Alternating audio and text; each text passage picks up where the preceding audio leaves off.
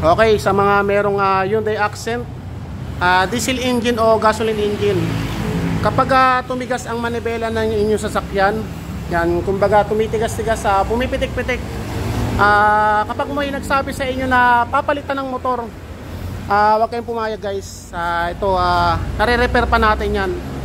Yan, punta lang kayo dito guys sa GN Paladin na Auto Electrical Shop sa Canlalay, Binyan, Laguna. Nare-repair natin guys ang mga motor niyan. Yan, bali ito guys yung EPS motor. Yan, ito guys, nag-stack up, kumbaga tumigas ang manibela. Yan, pakita ko sa inyo guys. Rek, palika sa vlog. Yan, ito lang guys ang bumibigay dyan. Yan, nag-i-stack up ang mga carbon brass. Yan, katulad nito. Yan, nag-stack up siya. Kaya tumigas ang manibela. Bali, 4 na piraso guys ang nag-stack up dito sa carbon niya. Yan. Kapag ganyan guys na may nagsabi sa inyo na papalitan na ng EPS motor, huwag kayong pumayag. Yan, dalhin nyo lang dito guys sa shop ko sa Canlalay, Binyan, Laguna. Yan, ito guys, tulad nito. Yan, dumumi siya. Yan, ito guys, hindi pa sira yan. Pakita ko sa inyo. Nalilinis pa yan guys.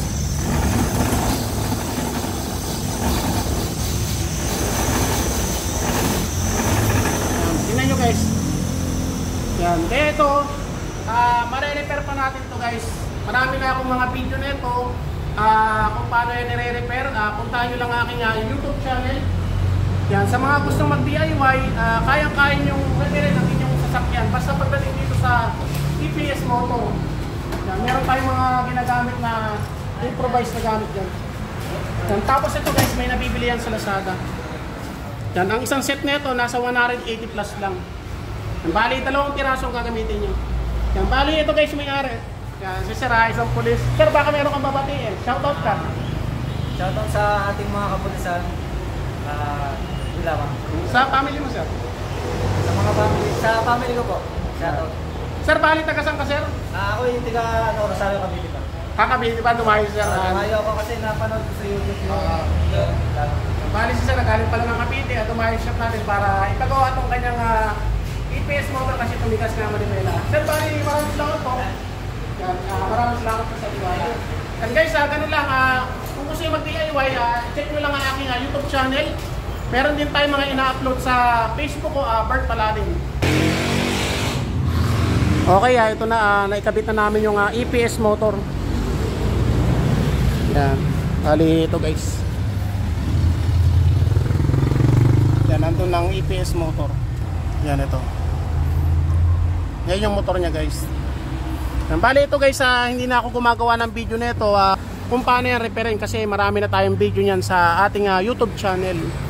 Yan, ito guys, kapag gagawa kayo ng EPS motor, kailangan tanggalin nyo yung negative terminal. Negative, wag positive. Kailangan negative. Para sa safety lang guys ng mga wirings na sa manibela.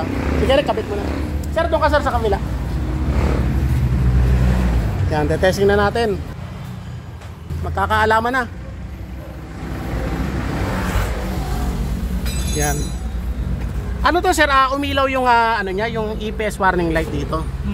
Umilaw siya. Kanina ipagpunta mo nakailaw. Oh, nakailaw. Nakailaw. Yan, bali ito sir. Malalaman natin ngayon guys kung okay ba yung pagkaka-repair natin. Sana hindi sira yung module. Yan, ito guys yung module yan. Yan.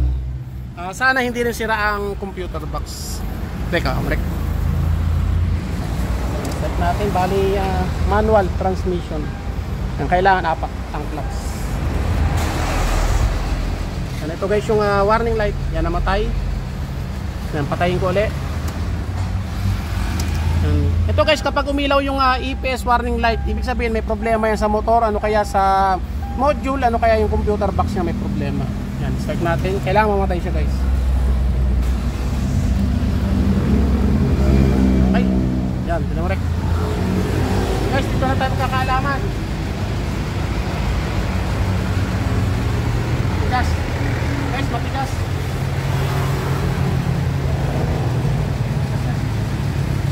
Tigas pa rin guys. Mukhang mapapahiya ang GN Paladin ah. Ganun po siya rin sir katigas kanina? Okay. Joke lang yun, guys. Nakita-kita naman, guys. Napakalambot.